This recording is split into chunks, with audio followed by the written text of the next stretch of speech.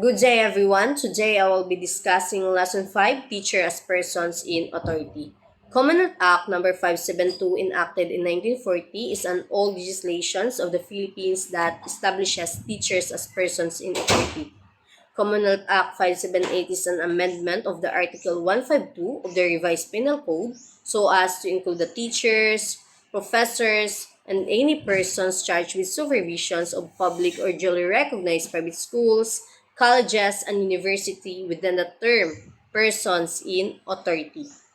In Section 1 states Article 152 of Act No. 3815, known as the Revised Penal Code, is amended to read as follows. Article 152, Persons in Authority. Who shall be deemed as such in the applying of provision of the preceding and other articles of this code?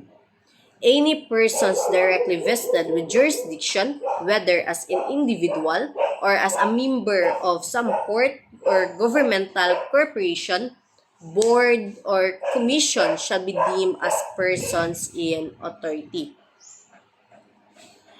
In applying the provision of Article 148 and 151 of this code, teachers, professors, and persons charged with the supervisions of public or duly recognized private schools, colleges, and university shall be deemed persons in authority.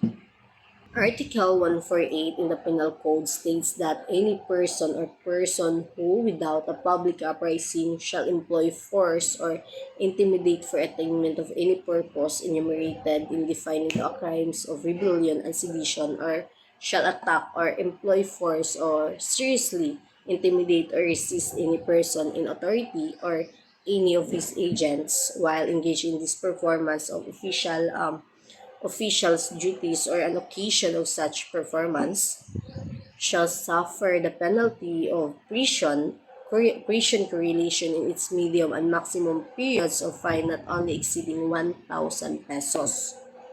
When the assault is committed with a weapon, or when the offender is public officer or employees, or when the offender lays a hand upon a persons in authority. If none of these circumstances be present, the penalty of prison corrections in its medium period and a fine not exceeding 500 pesos shall be imposed. Meanwhile, Article 151 states on the same act states that the penalty of arrest to mayor and a fine not exceeding 500 pesos shall be imposed upon any person who, not being included in the provisions of preceding articles, shall resist or seriously disobey any persons in authority or the agents of such persons while engaged in the performance of official duties. Recognizing teachers as persons in authority emphasize respect for the rule and maintaining discipline and fostering a positive learning environment.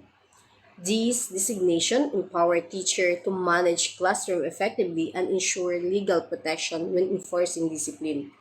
It reinforces the responsibility of students to adhere to authority through promoting a conducive educational atmosphere. That's all, and thank you everyone for listening.